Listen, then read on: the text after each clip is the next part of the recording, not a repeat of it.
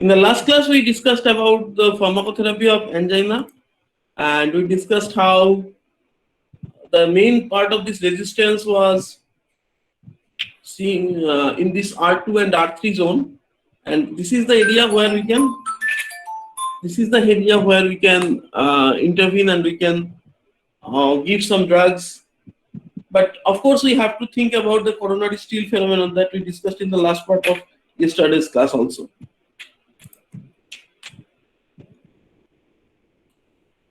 And it showed that there are two kind of atherosclerosis we are concerned about. The first part of atherosclerosis plaque may be very stable one, just like in this picture here. Let me check it in.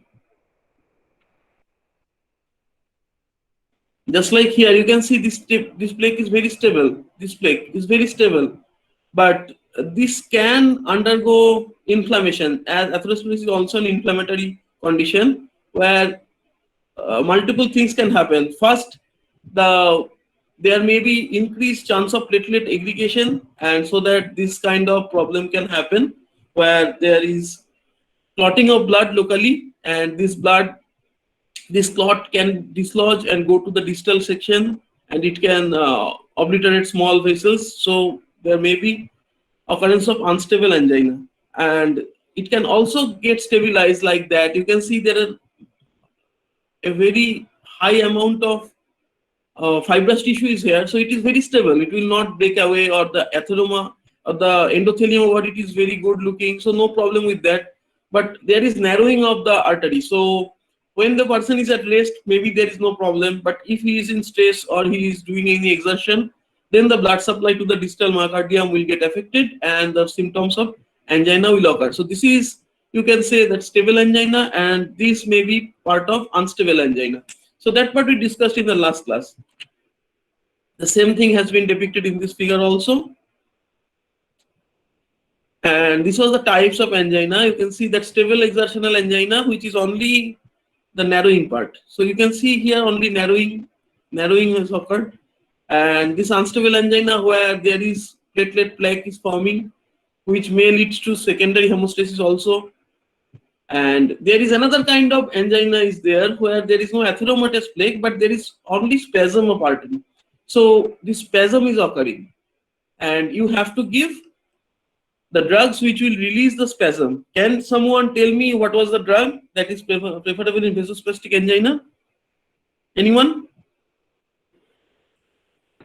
Calcium channel Isosorbate blockers. dinitrate. Sir, beta Yes, 2. calcium channel blockers, CCV, Beta 2. CCVs and nitrates. Okay. Nitrates and CCVs. Yes, very good. Next, we discussed about these features of how we can diagnose the IHD, and so you can see that ST depression is here. So in angina, in stable angina, we may get this ST depression, but most of the cases we do not get this ST depression. So we have to go for treadmill test. Okay. Or we can go for the imaging techniques like echocardiography or cardiac MR scan, cardiac PET scan. But for stable angina diagnosis, most of the cases, you will diagnose this case with history itself. So patient will complain of chest pain when he is doing any exertion, and the pain will go away as he takes rest on nitrate. So this is the difference, stable angina to acute coronary syndrome, that it will not be relieved by nitrate. You can give up to 3 doses of nitrates, sublingual nitrate, maybe glycerol dinitrate or isosorbide dinitrate, but you have to give by sublingual route. But if it is still not relieved, you call it acute coronary syndrome. Now this acute coronary syndrome means that maybe the myocardium has got damaged. If the myocardium has got damaged, then you will get cardiac markers positive. Cardiac markers like troponin T or troponin I or CPKMB. So these are the cardiac markers that we will get. And if it is raised, then it is myocardial infarction. If it is not raised, then it will unstable angina.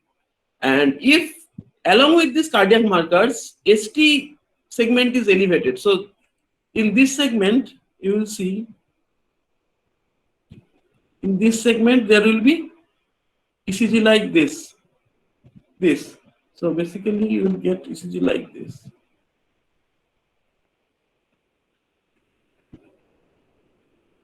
Like this.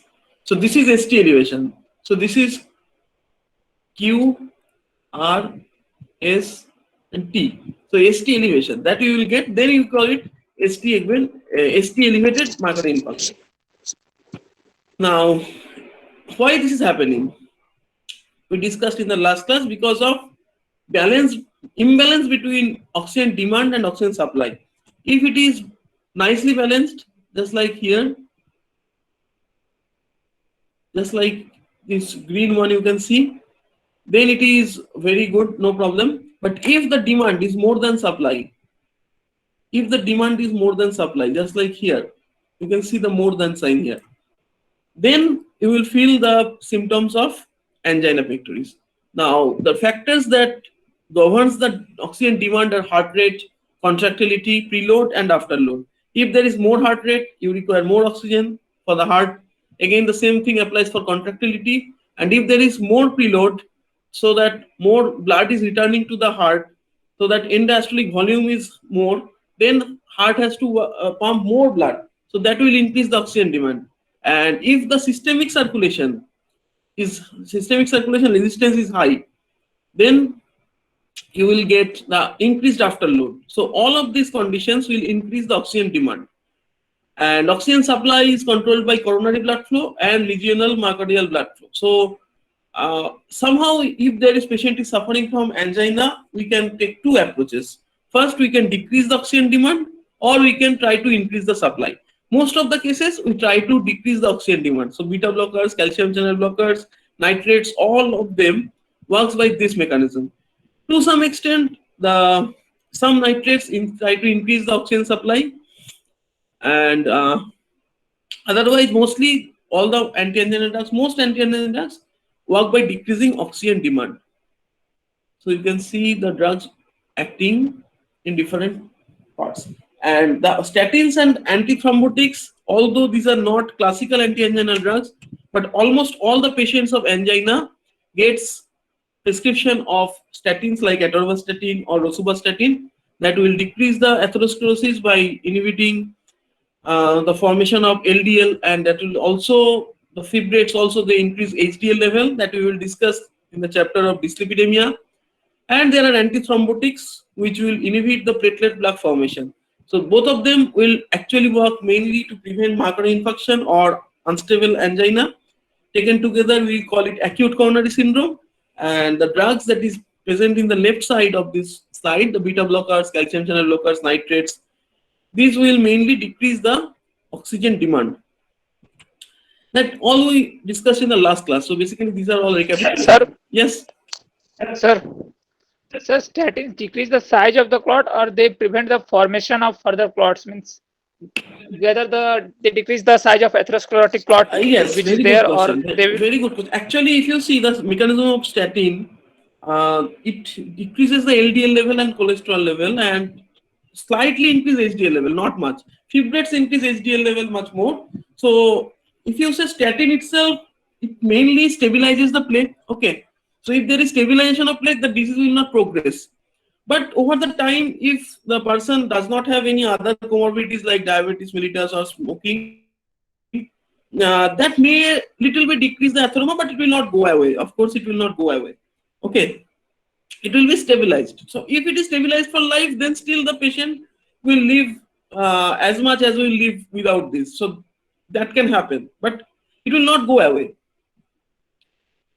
Now, anti-anginal drugs, nitrates, beta blockers, calcium channel blockers, potassium channel openers, and other anti-anginal drugs. The other we will discuss in the next class. Today we will mainly discuss the part that of nitrate that was left after the since the class last time I did, and the calcium channel blockers. Mainly today we will discuss calcium channel blockers. Now this diagram, which I want that every one of you can draw with your eyes closed.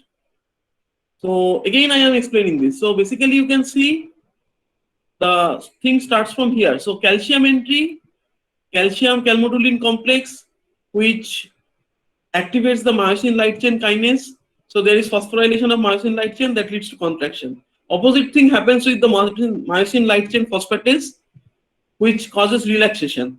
This myosin light chain phosphatase is activated by cyclic GMP. The cyclic GMP again activated by NO. In body, it is formed by from arginine by nitric oxide synthase, and this NO can be generated from external source, and that is done by nitrates. The cyclic GMP degradation can be inhibited by phosphodiesterase 5 inhibitors. So these are the drugs, that nitrates and PD5 inhibitors. These drugs that causes relaxation of smooth muscle. It may be arterial side, it may be venous side, and that depends upon the particular drug itself, that will it work on arterial side or venous side. But this is the main mechanism. And if you see the opposite side, the drugs that is inhibiting the contraction is the angiotensin 1 antagonist, the ACEI inhibitors, calcium channel blockers, potassium channel openers. So potassium channel is for hyperpolarization. So if you can open this channel, that will actually decrease the calcium entry. And alpha 1 blockers and endothelin antagonists. Endothelin antagonists are mainly related to pulmonary hypertension, but the other drugs like alpha 1 blockers, potassium channel openers, they all work mainly systemic. So this is the thing you must memorize by your heart. Yesterday we discussed the nitrates. So how this NO is formed from nitrates? We know there are different kind of nitrates. We discussed that there is GTN, there is isosorbide dinitrate, there is isosorbide mononitrate. So there are three nitrates are there. GTN, to generate NO, GTN needs one enzyme. Who will tell that? Very quickly. GTN requires Aldehyde dehydrogenase. yes, ALDH2. ALDH2. This enzyme is required by GTN to create NO. But isosorbide dinitrate and isosorbide mononitrate, they can do it non-enzymatically with reaction with cysteine and some other agents, but it is non-enzymatic. So there is one important question, that some Asians does not show very good efficacy with GTN. So the symptom will persist with GTN, but they show very good efficacy with isosorbide dinitrate or mononitrate. Why this happens? Because they have this ALDH2 polymorphism. So the ALDH2 is not active very much. So GTN will not be activated very quickly with 2NO, and the drug will not act. But isosorbide dinitrate and mononitrate does not require enzymatic activation. So this thing you have to remember regarding pharmacokinetics. And there are different pharmacokinetics difference is as well between these three. That I will discuss. Sir, what was the full form of ALDH? Yes? Sir, ALDH का full form क्या था? Aldehyde dehydrogenase.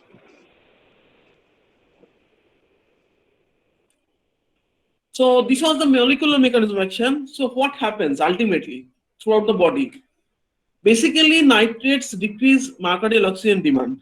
So again, I am repeating that you may think that yes, nitrates are very good vasodilator. So it will go to the coronary artery and it will vasodilate, and it will increase the myocardial oxygen supply. Yes, that is true also. That is, it is not that it is totally false. You can see here it increases myocardial oxygen supply, but that is trivial. That is not very much important. So its main mechanism is this one. Decrease preload. You can see 3 decrease.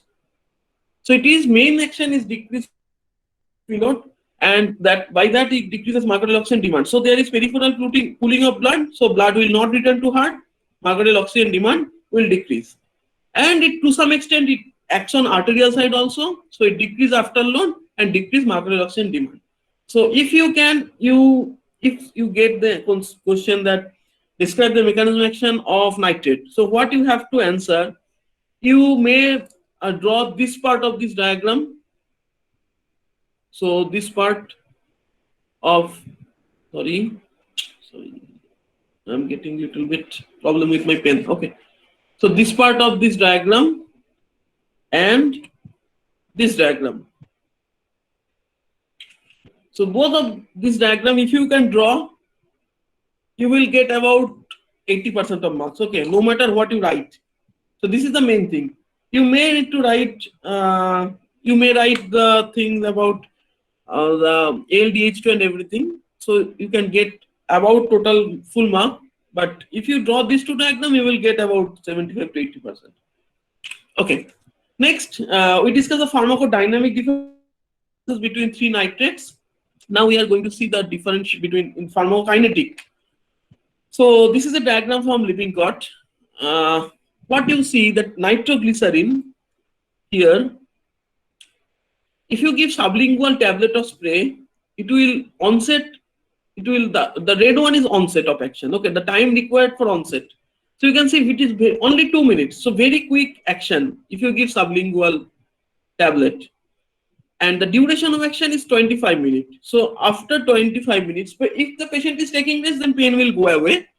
Maybe if it is stable angina, but in some cases it may return back. So only 25 minutes duration of action.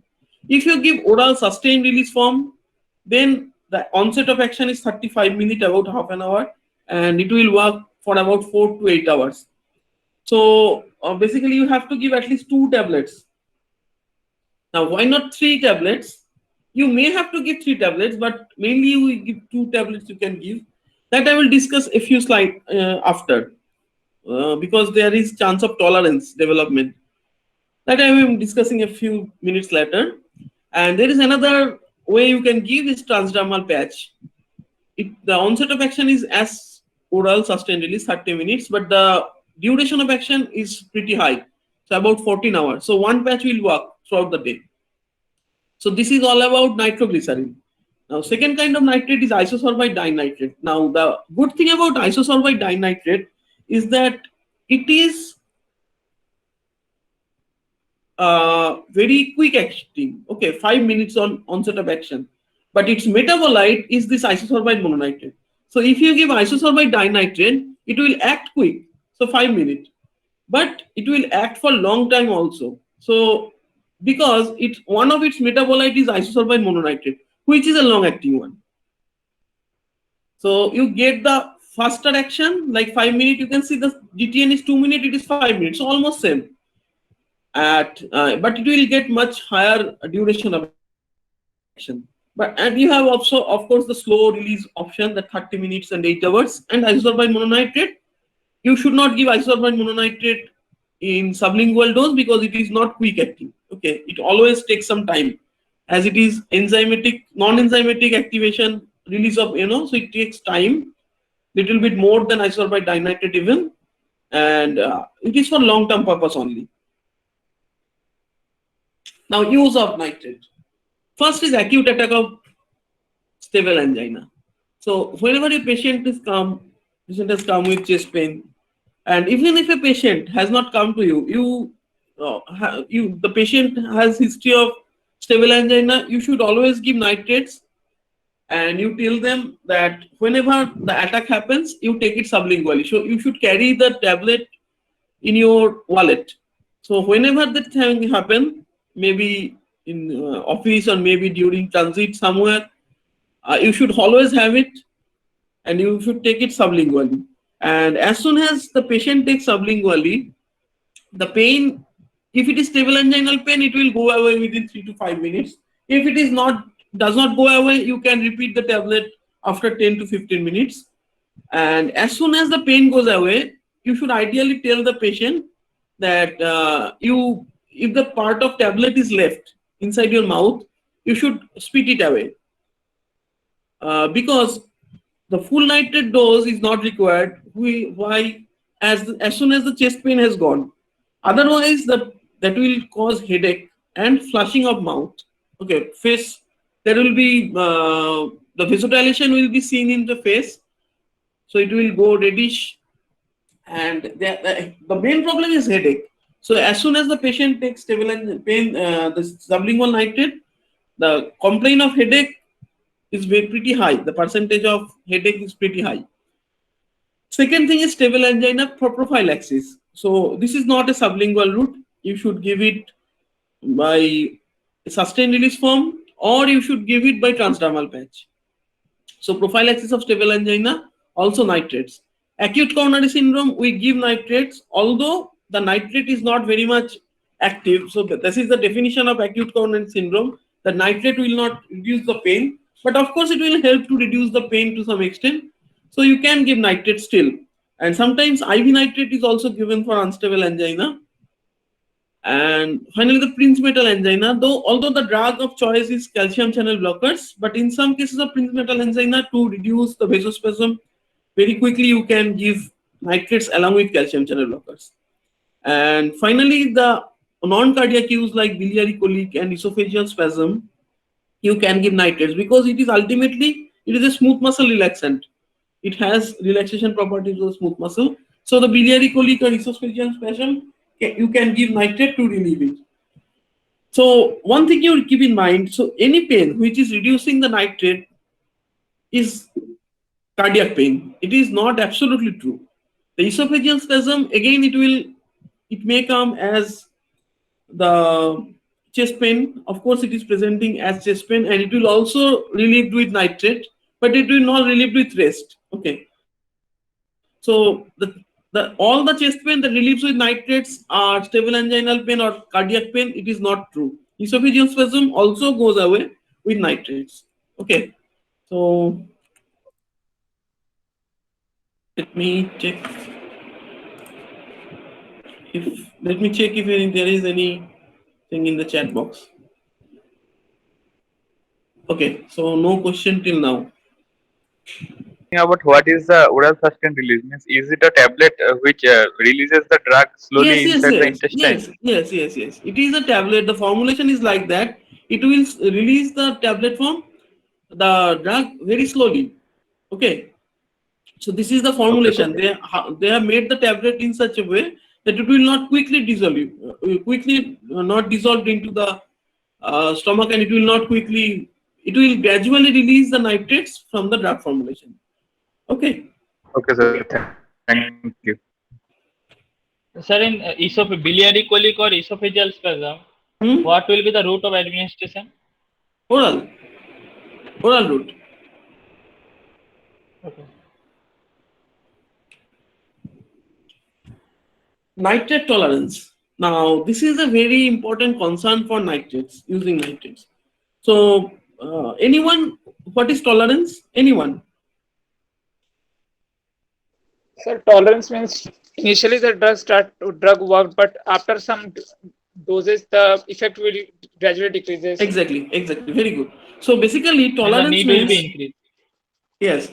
So basically, the tolerance is as you repeat the drug, the effect of the drug will decrease, and to get the same effect, you have to increase the dose of the drug. So that is called tolerance. Now, the nitrate tolerance is a very important one. There may be two kind of nitrate tolerance. One is true nitrate tolerance, and another is pseudo nitrate tolerance. Now, what is true? That means where nitrate is working in the smooth muscle cell. So, if the tolerance is due to the smooth muscle cell itself, the vascular smooth muscle cell, then we call it true nitrate tolerance. But if it is due to some other reason, we call it pseudo nitrate tolerance. So why true nitrate tolerance occurs? Because as you can see that nitrates are releasing NO. Let me go to that picture again. Yes, nitrates is releasing NO, and it can be done by ALDH2 or it may be non-enzymatic. Now this nitrate, this LDH, from this nitrate to NO form, there is generation of reactive oxygen species. Okay, there is some generation of reactive oxygen species that can inhibit the enzyme itself, that can inactivate the enzyme, this ALDH2. Okay, so what happens if you give nitrates for prolonged period, the ALDH2 will get deactivated and NO will not form. So you get the tolerance. This is called true tolerance. It is called true tolerance because this is happening inside the cell. But there is pseudo tolerance, which is not due to the cell itself, but due to other reasons. So if you think that there is peripheral vasodilation, suppose anything is causing peripheral vasodilation, so what will happen? Ultimately, the sympathetic system will get activated, the RAA system, the renin-angiotensin axis system will get activated. So ultimately, there will be plasma expansion, and there will be activation of sympathetic system, which may decrease the response of the nitrates. Okay, so that increased sympathetic outflow will increase the cardiac work. So ultimately, the effect you are getting from the nitrate will reduce. Okay, so this is body's compensation, just like diuretics. In the diuretics also, you are getting some compensation by the body itself, and here also, if you give long-term nitrate, the body will try to compensate in two manners. First, it will try to inhibit the local activation of NO, and second, it will also do by some other mechanism, sympathetic system and renin-angiotensin axis system, which will cause pseudo tolerance. So there is a important phenomenon. It is called Monday sickness. Monday. Why this Monday sickness occurs? That for the workers who work on this GTN factory. So you know that glyceryl dinitrate is a very important component of explosive and many other areas. So GTN is a very important component, and there are other organic nitrates also which are part of factory. In factories, there are many chemical factories where the nitrates is released, and the nitrates may form in gaseous form also. So nitrous oxide may be there. Now, what happens to the workers when they join in Monday? They get this headache because of nitrates. You know that nitrates causes headache, facial flushing, symptoms like that. So whenever they join in the work and Monday after holiday in Saturday and Sunday, as they join the work, they have this symptom.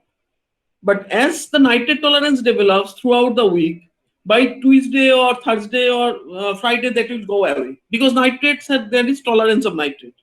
So again, they take 2 days leave. When they comes back on Monday for work, again they have the same problem. So this is called Monday sickness, and this occurs due to nitrate tolerance. Another bad thing about nitrate tolerance is that this tolerance, the body gets adapted to this presence of this nitrate. So as soon as the nitrate is gone, the body causes vasoconstriction because you are giving vasodilation throughout the period. So as soon as this vasodilatory property has gone, there is more as the activation of renin-angiotensin axis system is there, the sympathetic system is there. So body tries to vasoconstrict. So that will cause increased myocardial oxygen demand. So as soon as the effect of nitrate is gone, patient may go for angina attack or even may go for myocardial infarction.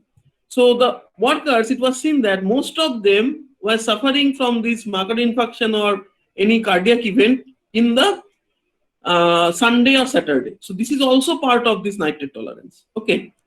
So I hope this is clear how this nitrate tolerance is happening and what is the implication. So what you do for your patient, we try to give a nitrate-free period every day. So we do not give nitrates at bedtime, but we give in the morning or in the lunch, and maybe if it is required, maybe at the evening, so that if the patient is sleeping, there is no need for extra myocardial work. So at that time also there is no need for nitrate. So we try to give every day a nitrate-free time, so that this kind of nitrate tolerance does not develop. Okay, clear to everybody? Anyone has any question? Yes, sir. Till Yes, now? sir. Sir, what is the nitrate free time? Is it in night? Yes, it is night. Of course, in the Sir, night, but- patient will not do any exercise. Sir, but most of the myocardial infections occur in night during the early morning 3 to 5. Yes, that is a separate thing. Okay, there is activation of when I will discuss myocardial infarction, I will discuss that phenomenon. Okay, because I am already little bit behind time. My main calcium channel blocker has not come. So I will discuss that with that concern thing. But if you give nitrates, you should give it that free period. And now adverse drug reactions. Headache, I have already told, because of the cerebral vasodilation, the blood will shift away from the same thing that it is opposite to the 5-HT1B1D receptor agonist. Okay, so you know that pathology of migraine headache. So the blood will shift from the cranial vessel. So that is the main reason for the headache. So the same thing happens here also. Second is transient dizziness, postural hypotension, because you see if there is peripheral vasodilation, you can get postural hypotension. Drug rash can happen, and yes, this is very important. Severe hypotension with phosphodiesterase inhibitor. This is sildenafil. Sildenafil is phosphodiesterase 5 inhibitor. So let me go to this slide. So if you give this inhibitor, that is my.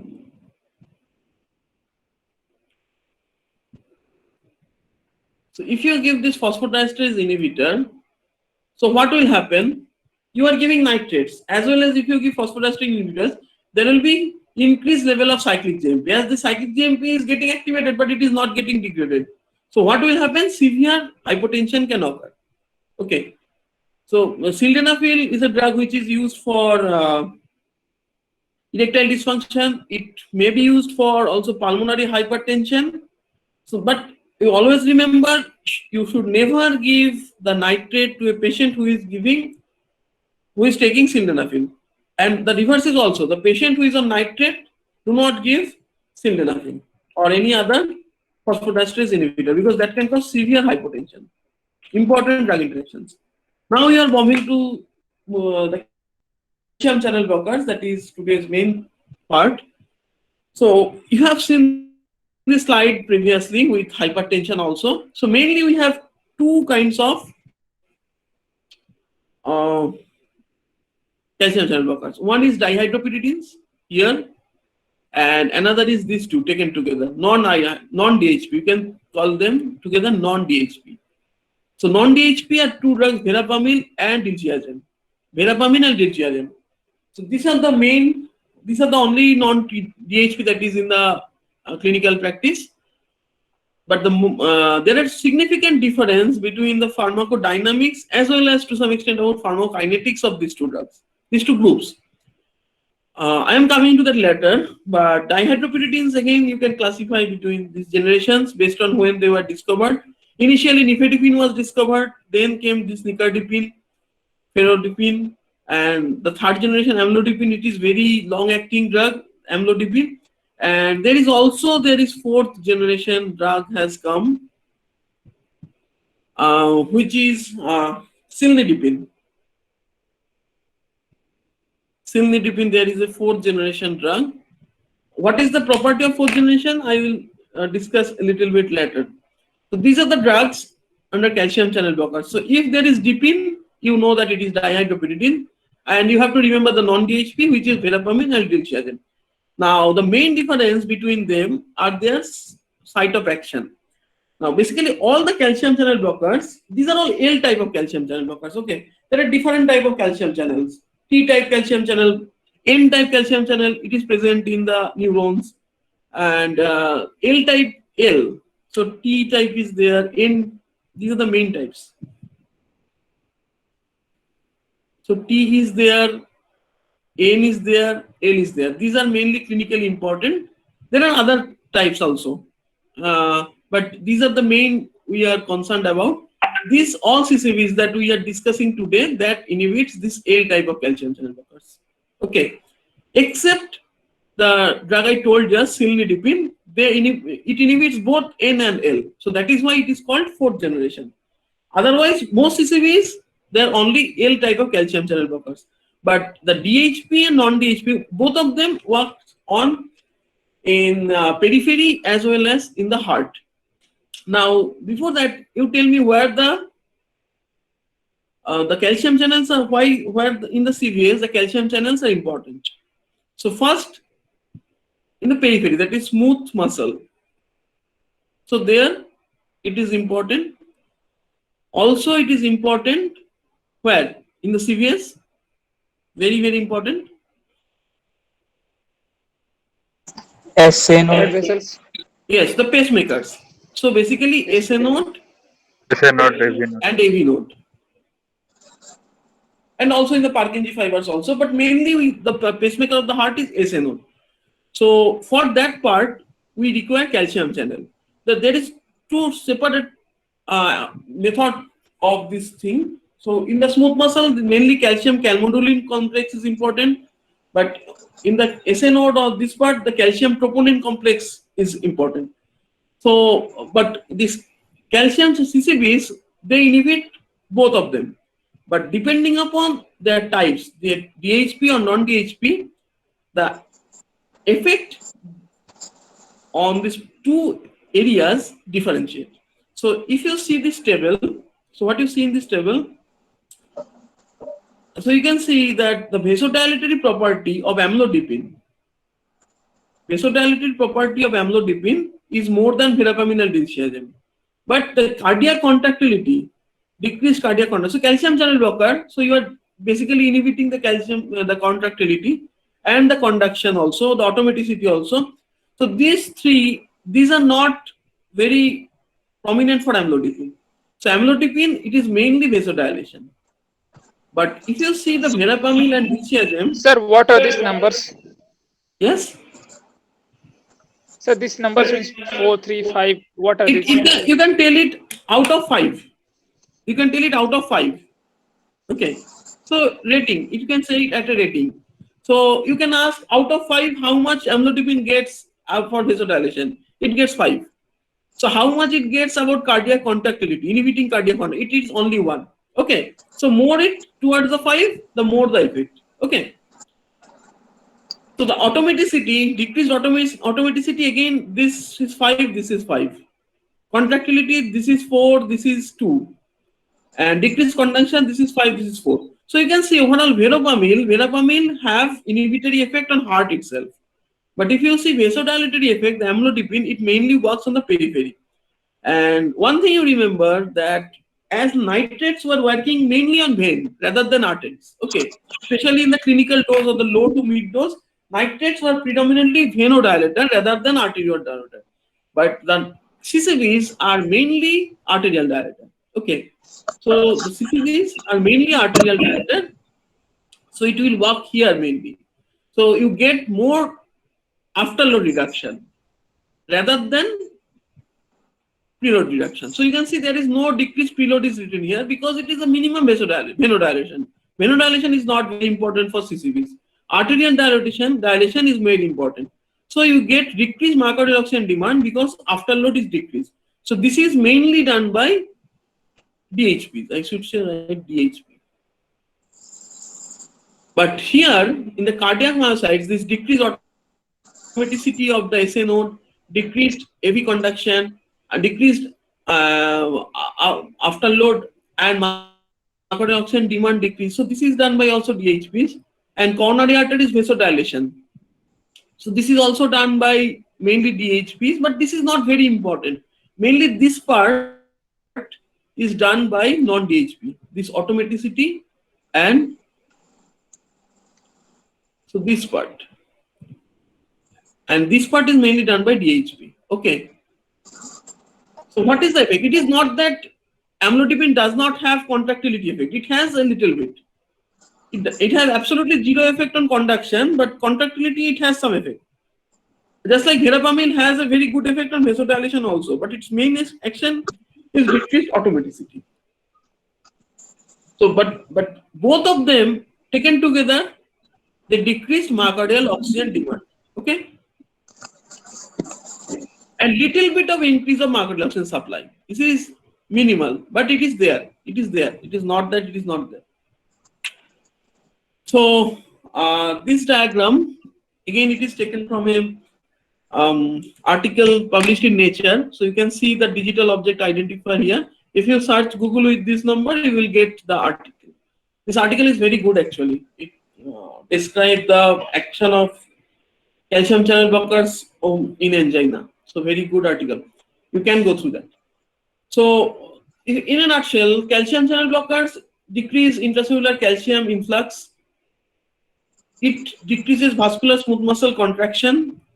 It decreases heart rate, and it also decreases the excitement. Now, this is very important. If you decrease the sinus mode automaticity, you can use it for arrhythmia treatment. Okay, and mainly supraventricular tachyarrhythmias. So there are different kind of arrhythmia. When we discuss arrhythmia, we will know. supraventricular tachyarrhythmias, these are mainly due to the problem of AV conduction and the SA node or AV node problem. So these can be treated with non-DHP CCVs. Non-DHP CCVs. Now, a good property, this is a little bit advanced, but I'm mentioning verapamil. This is a drug which not only inhibits the calcium channel, it also decreases the refractory period. So it increases the refractory period of calcium channel. So once the calcium channel goes firing, so what happens in cardiac myocyte? So initially there is sodium channel. So if you remember, if there is sodium channel entry, so there is depolarization, and suddenly there is calcium channel firing, and then there is decrease. So then it goes like that. You remember this, and this occurs due to ultimately it decreases due to potassium channel. So potassium influx, the thing happens. So this calcium channel, it is inhibited by non-DHP CCBs, and verapamil also inhibits its recovery. So both of them taken together, these are very good anti-arrhythmic agents for supraventricular tachycardia. Okay, now going into the another part, that the coronary artery dilation, it is not very important, but of course it is there. So increase coronary blood flow, so more oxygen supply in the myocardium, and also the decreased automaticity that decreases myocardial oxygen demand, and it decreases afterload that decreases oxygen consumption in the myocardium. So all of them taken together, it is used in anginal treatment. And if there is decreased peripheral vascular resistance, it decreases blood pressure. So it is also used in hypertension management. So if you see this slide at a glance, that will tell everything about CCVs. Just remember that this part is mainly done by DHP CCVs, and this part is mainly done by non-DHP CCVs. That you have to remember. Okay, clear? Now this is taken from Goodman and Gilman. This is actually you already know, but only you have to add a layer of this from this information. So you see DHPs mainly does what? Vasodilation, afterload reduction. That is the main thing. It has a little bit of negative inotropic, negative chronotropy effect, but it is not much. So it is to some extent. But this vasodilation, just like nitrate, it will cause sympathetic nervous system activation.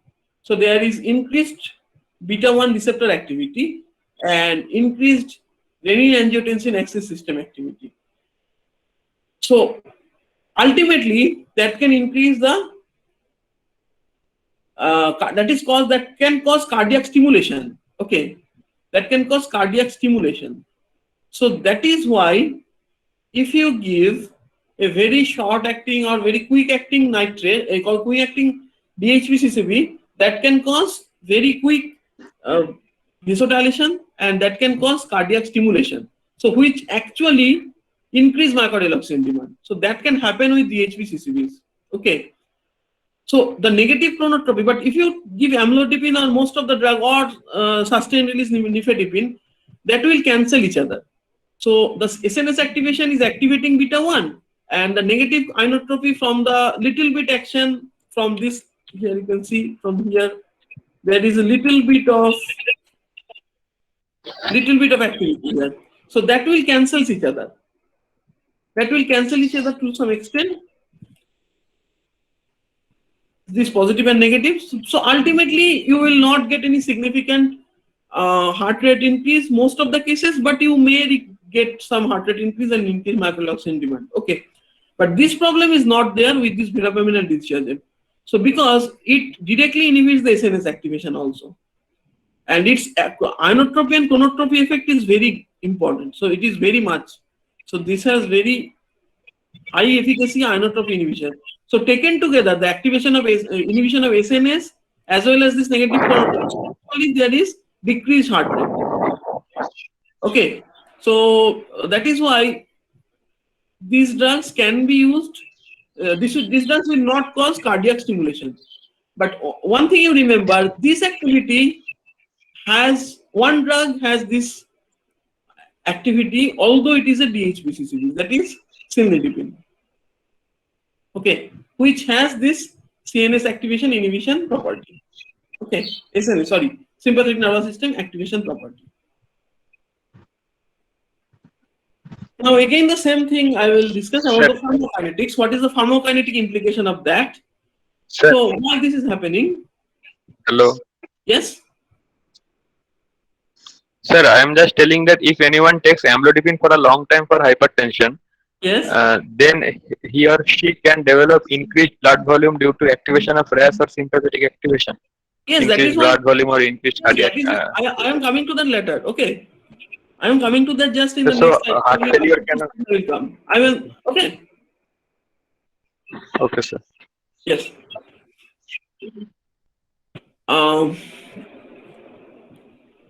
So amlodipine 5 milligram. If you see, so you can ask that, sir, it is oral administration. So why it starts from 8? Because this part is only a section. Okay, actual it is after prolonged taking. So after this, so you get like that. Then after it becomes like this. You remember that? So maybe this part is taken from something from here. Okay. So after a few administration, this part is it. So that is why it starts with 8. Now, if you give amlodipine, you can see the amlodipine has half-life of about from 35 to 50 years. So around in an average 39 years of half-life. So for that, you get a very sustained level throughout the day. So if you give once daily amlodipine, the concentration will be maintained. So that ultimately calcium channel inhibition will be very predictable. But if you take nifedipine, suppose this is a short-acting nifedipine, the concentration will rapidly rise, then rapidly fall because its half-life is 1.8 hours. So it is hours. Okay, it is not minute. So within 4 hours, it will almost get completely eliminated.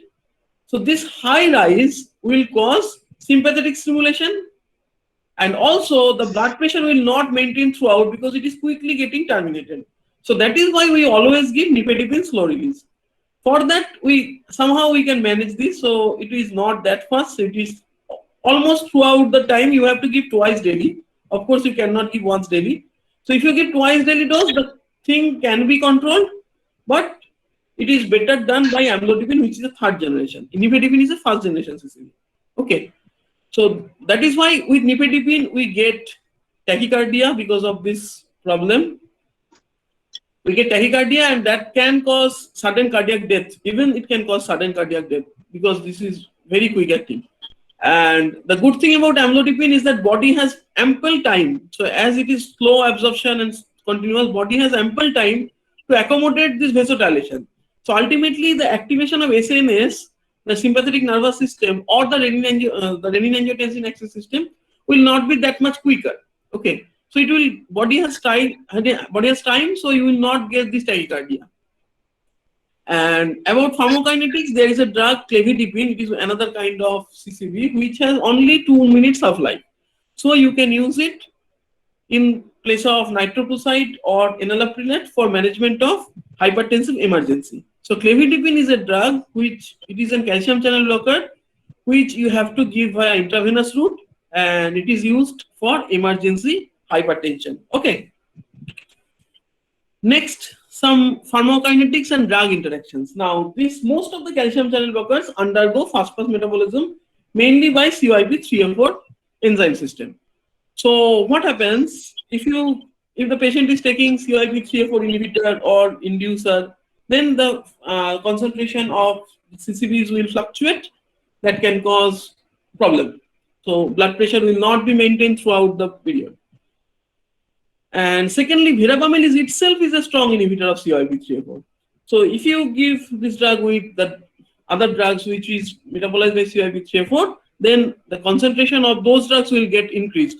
So you have to check this thing. So that is the problem with. So there are the good thing about verapamil that it has the beautiful SA node and AV node decreases property. So you can use it for tachyarrhythmias, and it has also some vasodilatory property. So it is a very good drug. But the problem is its drug interactions. So that is the reason we do not use it, the verapamil, for what I say, for routine hypertension management or routine angina management. We try to avoid that because of its drug interaction property. One drug interaction is that with beta blocker you cannot use it. Both of them together will cause severe bradycardia. Another drug interaction is that verapamil is an inhibitor of this intestinal and renal ABC transport protein. So P glycoprotein protein. So you know this MDR1 and ABCB1. These are all the channels which is mainly controlled. It is mainly ATP binding cassettes. Okay, so this is ABC ATP binding cassette. These are all transport proteins which the main purpose of these channels is to exocytosis or of the different toxic materials. You can see a list of drugs like digoxin, cyclosporin, and loperamide. There is a very long list. The drugs and other toxic metabolites are thrown out of the cell by this enzyme cassette family, and verapamil inhibits this cassette. So these drugs will remain inside the cell, so the toxicity will increase. So this is again another kind of drug interactions with verapamil. Now the adverse drug reactions. So what you can expect from this very quickly releasing nifedipine, that headache, you can expect flushing and dizziness. So these and Orson of Marker ischemia. That is because it is very quickly acting. I have already described in detail. Second is peripheral edema. Yes. So the CCBs, basically they are vasodilators, and so that will be peripheral pooling of the blood. So chances of peripheral edema is there. And as there is edema, and it also activates the renin-angiotensin axis system because of vasodilation. So again, there will be slight increase in the retention, the fluid retention. So that can add to this peripheral edema. But the fluid retention is not the main cause. Okay, the main cause is the increased hydrostatic pressure due to precapillary dilation and reflex postcapillary constriction. So I have told already that mainly here, the CCBs works mainly here, which is precapillary, not the postcapillary. So as soon as there is vasodilation of this, there is reflex vasoconstriction. So together that will increase the hydrostatic pressure, which can lose fluid. So there is chances of peripheral edema for that. So that is very common problem with this calcium channel blocker, especially drugs like DHP. So amlodipine, nifedipine, sustained all of them shows this peripheral edema. About 15 to 20% people with calcium channel blocker alone may show the pedal edema. So how to tackle it? You can add thiazide with it.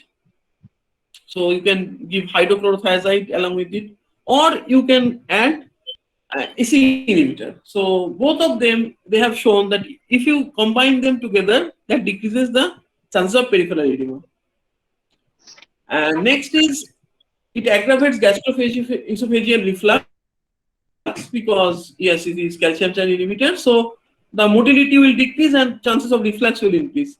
And there are chances of rash, elevation of liver enzymes, which is basically uncommon, but it still can happen with any drug, and CCBs are not an exception. So that can also happen. And there are some adverse effect, which is mainly due to verapamil and to some extent about diltiazem also, which is bradycardia, because you can think about its mechanism of action. You will easily understand how the beta blocker and digoxin, which also causes bradycardia, will have drug interactions with verapamil. Transient asystole can happen, and exacerbation of heart failure can happen. So this is problem with this non-DHP CCBs, mainly verapamil. Okay, so these are the main adverse drug reactions. Use stable angina pectoris, prophylaxis. Now, if there is no contraindication, beta blocker is the drug of choice for prophylaxis of stable angina. But if there is any contraindication of beta blockers, like if the patient is suffering from angina or there is Raynaud's disease, just like that, you better use CCBs. So it is calcium channel blockers are as effective as beta blockers, but usually beta blockers are preferred for angina pectoris. Second is acute coronary syndrome. Mainly DHP CCBs is used, but you have to use it with a beta blocker. So acute coronary syndrome management I will discuss separately in a total class will be dedicated to the management of acute coronary syndrome. So I will discuss in detail then. But for now, you just remember that you can use DHPCCBs with beta blocker. But yes, of course, you should not use non-DHPCCBs. Okay, because beta blocker you must give, and you cannot use non-DHPCCBs with beta blocker. Next is speed metal angina or variant angina or vasospastic angina. These CCBs are the drug of choice. Almost 90% of cases are respondent with this calcium channel blocker. Then supraventricular tachyarrhythmias, non-DHPCCB mechanism you already know. Hypertrophic cardiomyopathy, again you can use non-DHPCCBs. Migraine prophylaxis, verapamil, this is not the first line drug, but you can use for migraine prophylaxis. But there is a calcium channel blocker which is used for this migraine prophylaxis, which is a first line drug. Can anyone name that? Which is also a calcium channel blocker. Verapamil. Flunarizine. Flunarizine, very good. Flunarizine. Flunarizine is the calcium channel blocker, which is used for migraine prophylaxis, but verapamil can also be used. And finally, Raynaud's disease, calcium channel blockers may be used. So in Raynaud's disease, if there is cold environment, there is peripheral vasoconstriction. For that management of the Raynaud's disease, calcium channel blockers are used. So that was all for today's class. So we discussed a little bit of angina pathology from the previous class, little bit of nitrate, and in the next class we will continue with beta blockers and other anti-anginal drugs. Okay, so that is all from today.